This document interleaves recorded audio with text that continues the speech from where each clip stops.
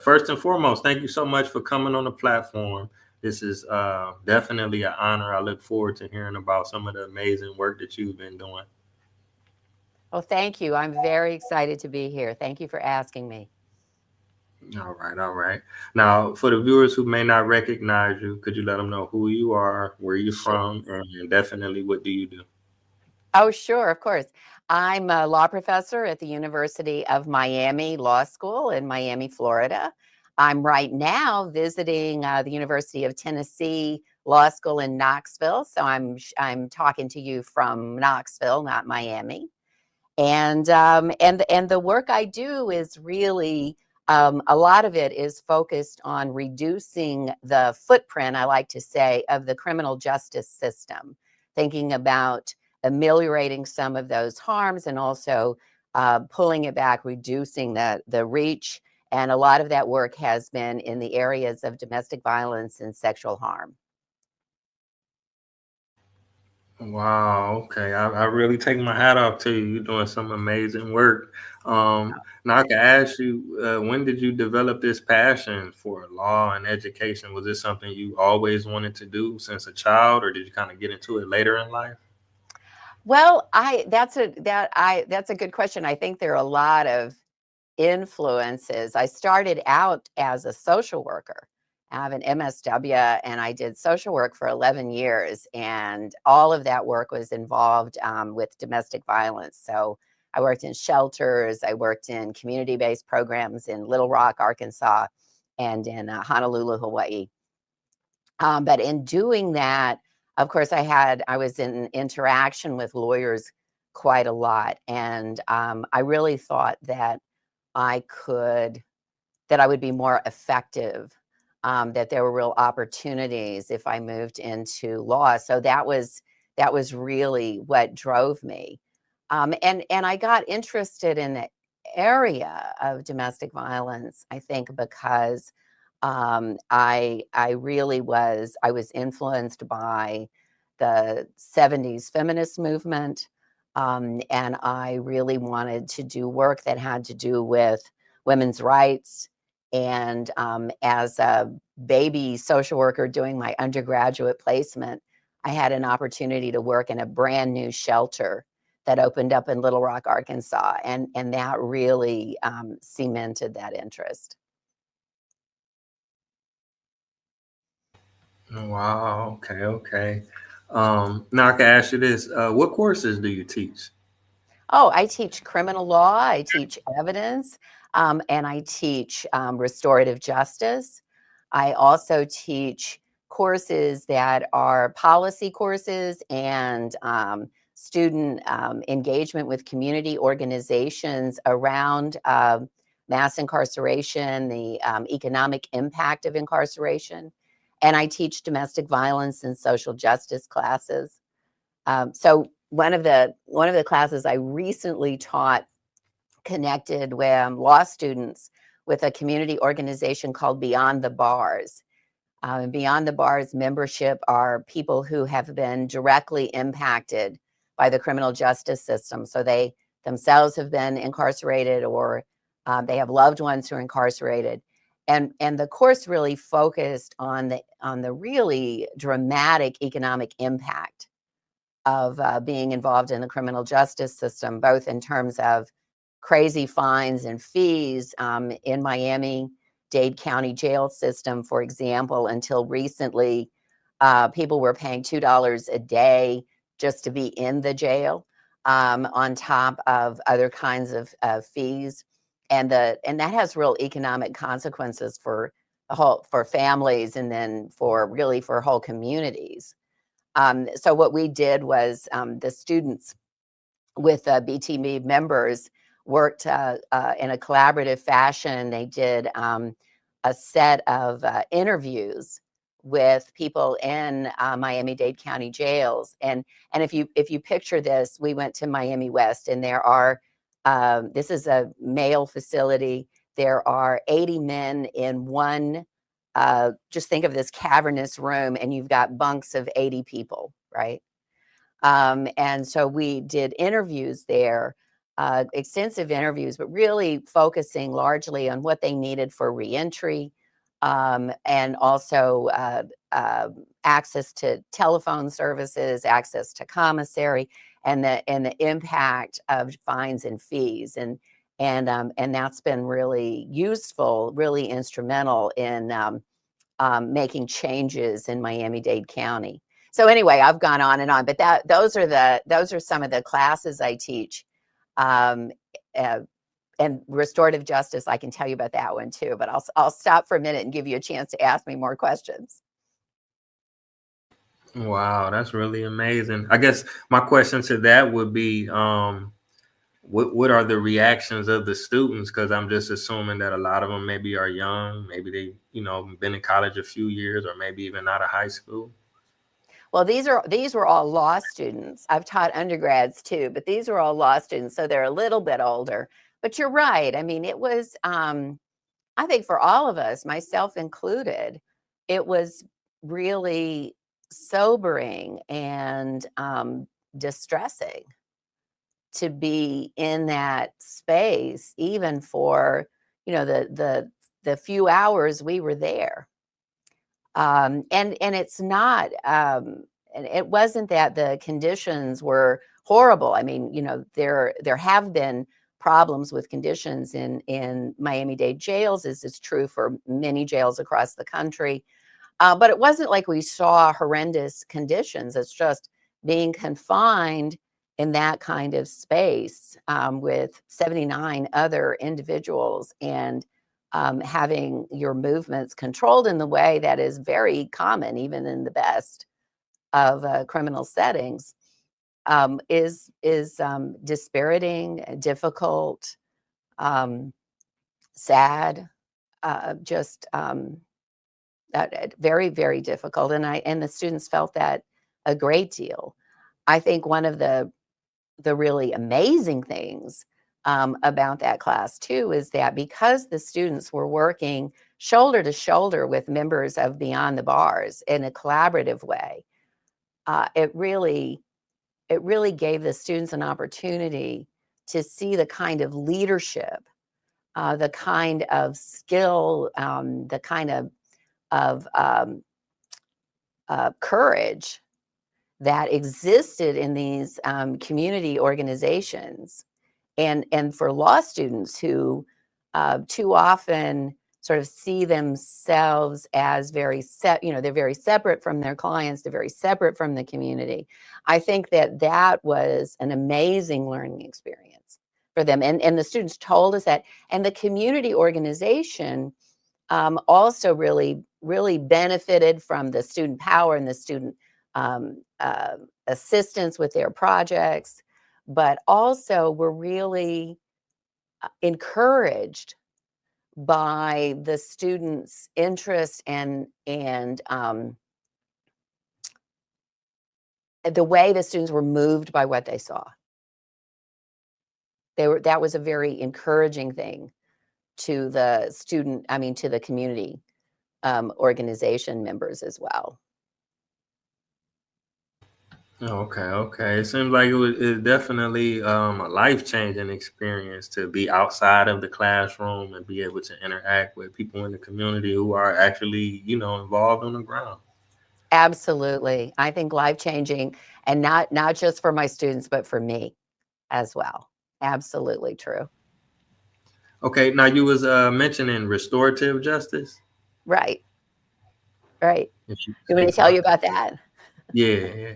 Yeah. So, I mean, so there are different meanings of restorative justice, but the one that I'll just focus on is a way to respond to harm that's not punitive, that's not about punishment, but rather about accountability and about support for the survivor. So accountability and support. So I don't say healing, though I think many survivors do find it healing, because that's a big promise, right? That's a really big promise to say you're going to heal from being hurt. But I do think that you can have processes that that move more in that direction and processes that don't. So the conventional criminal justice process does not, for the most part. Most survivors who experience the criminal system, or many of them, don't feel that that they were cared for, that their interests were central to what happened. So what happens in restorative justice then, if a survivor wants to participate, and if you have someone who caused harm who's willing to admit to that harm, who's willing to say that, yes, I did that thing, then you might have, with a lot of preparation and a lot of support and very careful planning, you might have a conversation between those people. And that conversation frequently would include people who care about them. So for the survivor, family members, close friends. Similarly, for the person who caused harm, people who are positive influences in their lives, or other people, perhaps family members, right, might all be a part of a conversation that's directed at two things. One, the person who was harmed and the people who have been harmed in a secondary way because of the harm that's occurred to them get to talk about in very specific ways the impact that had on them, the real significant kind of way that trauma has played out in their lives. And the person who caused harm gets an opportunity to answer any questions that that survivor might have. And then there's a reparative part of this. And that reparative part might look like having the person who caused harm, might look like victim compensation of the kind you might get for example, in a courtroom, though that happens very rarely. It might look like rehabilitation. You might think of it as rehabilitation kinds of measures. It might be that there's an alcohol or a drug problem, or maybe there's a violence treatment problem that needs to happen. So so a restorative process can be the gateway into other kinds of support kinds of services. And sometimes you have situations where the family members then can offer support, can offer help. That might be it might be material help. It might mean lend a car. It might mean other kinds of things, but sometimes it means emotional support. One of the things that is really valuable about this kind of conferencing kind of model is that a lot of times, I mean, I'm talking about domestic violence now. A lot of times, you have intergenerational violence happening, right? So this didn't start with this person. This person who caused harm experienced that violence in their own upbringing, right? And maybe they have a parent who experienced violence in their upbringing. So when you bring everybody together, it gives an opportunity to really name that intergenerational piece of that. So this kind of process has been used, for example, in child welfare context. So Joan Pennell and Gail Burford, who are sort of early leaders in that work, found that the indicators for child well-being were much better in families that had used this kind of process than they were in the kind of conventional, if you will, child welfare context. Similarly, in the criminal system, Heather Strang and some others have found that the recidivism rates in cases involving violence were much less for folks who had been through this kind of process than they were for people who had had the, if you will, conventional kind of criminal process. But setting aside those outcomes, as important as they are, I think there are real benefits in having this space where you can talk about all of the different kinds of social factors, the conditions, the family history, the past trauma that impact the use of violence, and do it in a way that doesn't excuse behavior, but helps to understand behavior, that doesn't blame the victim, but helps to think about how this might be, how we can interrupt this pattern, how it can change going forward. So that's restorative justice. Now, sometimes you have a situation where the it may be that the person who caused harm is not ready for that kind of dialogue, or maybe the survivor doesn't really want that kind of dialogue. But because violence has this way of having all these ripple effects in relationships, it fractures relationships beyond just between the two people where violence has occurred. So, for example, family members of the survivor may feel estranged because they've tried to help, but they've been cut out by this abusive partner, right? Um, and so, or the survivor may feel that she or he or they have been abandoned by their friends or family. So sometimes this kind of dialogue and aimed at repair can also be and involved in those kinds of networks, right? Though you might have a circle, again, well planned, well facilitated, well prepared, that does that kind of healing. So that's the kind of, that's the part of restorative justice that a lot of my work has been about.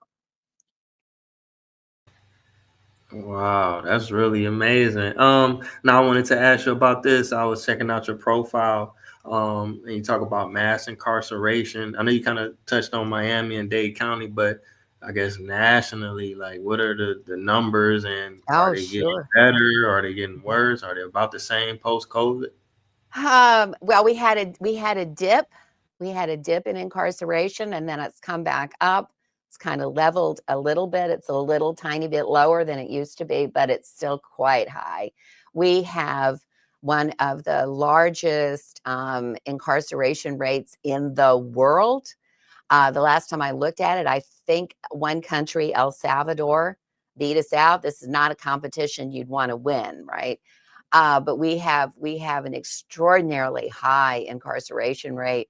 We have about one. I have to look at my note here. About 1.8 million people incarcerated right now. That's about 656, 660 per 100,000 people. 660 per 100,000 people who are incarcerated. Just compare that, for example, to Canada, just north. Their rate is 85 per 100,000 people. And Canada's rate is much, much higher than many other countries in the world. So we have an extraordinary high rate. But the rate of incarceration really is only the very significant tip of the iceberg. We have 5 million people who are in some way under control of the criminal justice system. They're on probation, they're on parole, the folks who are wearing ankle monitors. That's 5 million people, right? There's a recent study that looked at the number of households that have some family member who has either been arrested or is incarcerated, and those numbers are approaching like 50%. This it is an huge. I think of it as a public health issue. It is a huge issue for this country. One researcher said that we've been engaged in an uncontrolled, unplanned social experiment for about the last 40, 50 years.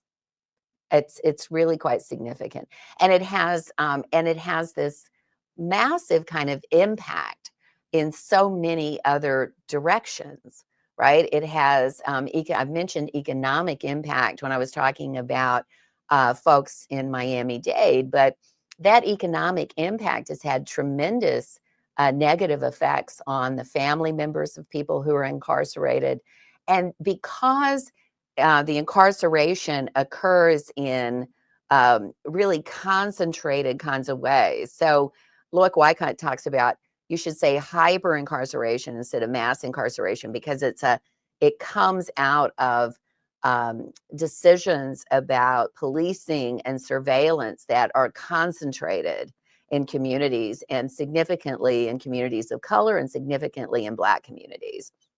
So because the incarceration has a concentrated kind of effect, it then means that those economic impacts have a concentrated effect. So you have poor communities that are already suffering economic concerns, right? But then incarceration deepens that in really significant ways. And then when you have returning people who now have a criminal record, again, if they return to their community, you have this, again, concentrated effect, and you have employers who don't want to employ in those communities, in part because they don't of the problem that they don't want to hire people with a record. So it has this kind of this kind of domino kind of effect that I think we don't it's not widely appreciated. Yeah, definitely. Because you mentioned Canada and I think you said Salvador. I'm a world traveler. I've been to about 70 countries. So, I could see the difference in like the interactions with the people and the police. Because, like, even if you go to, I guess, a more developed country like maybe the Netherlands or the UK or New Zealand or Australia, you don't see the constant confrontation, and you don't see the prisons, and the police. Right. Each police officer may not be armed, where every police officer has a gun, or every police officer has to have a vest. They may have a special unit for violent crimes. Because I'm from Right. Cleveland, so it's probably similar to I know. Miami, right? I So it's know. always Cleveland is similar. And yes, I know something about the issues in Cleveland and something about the history that you've written about. But yeah, yeah. yeah, So, I yeah, mean, definitely. I was just going to say, I mean, I think to put this incarceration numbers in a perspective, or maybe to just add, for for a long time now, we have been responding to every kind of social problem by turning it into a crime problem. That's that the criminal system was the hammer, and everything was a nail, and that so we have approaches to social problems that if they're not directly criminalized, where many of them are, we approach it in this punitive criminal like way, right? So the kind of zero tolerance in the school systems is an example of that kind of. It's not it has in fact led to criminalization of youth, but even when it doesn't, it's still crime like, right? And so a lot of the efforts have been of reform have been to try to change, not only reducing the criminal system and providing alternatives, but also trying to turn away from that kind of punitive response to every harm. Yeah, yeah, definitely. Now I can ask you, have you already or considered doing maybe like a book or a documentary about the work that you're doing and the research?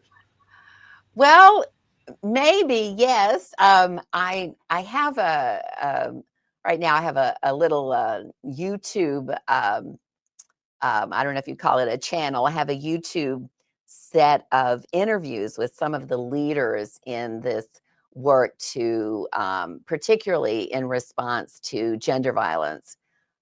This work to try to look at the social conditions, change the social conditions that cause violence, and also provide restorative justice or transformative justice responses, rather than criminal justice focused responses.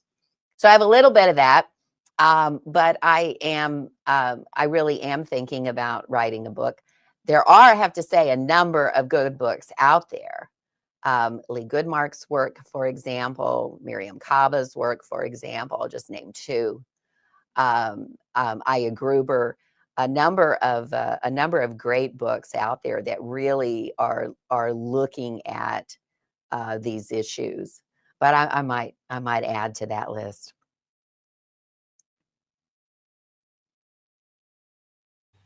Okay, okay. I definitely look forward to that. I'm sure the viewers do as well. We're about 25 minutes in, so I wanted to ask you maybe one more question, if that's okay. Sure. Okay, now in your profile, you talked about the Navajo peacekeeping courts. If you could speak about that experience a little bit. Sure, I'd be happy to do that. So that Navajo peacemaking courts, and now they don't use the word court; they say program. But that really started me my interest in restorative justice. So I had the good fortune to be a lecturer at Stanford Law School at the same time that Justice Ray Austin, who was then a justice on the Navajo Nation Supreme Court, was teaching a course. So he and I got to talking about how different peacemaking courts approach domestic violence.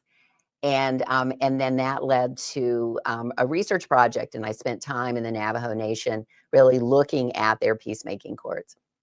And so that there are real differences in peacemaking as compared to the kind of restorative justice conferencing I was just describing, in that for those for whom it resonates, peacemaking courts can rely on some traditional Navajo concepts and identity. So that's different. But in many ways, the methods are quite similar to the conferencing that I described. And that's not a surprise because, in fact, conferencing is based on models that came out of indigenous communities. So there's a reason there's a similarity there.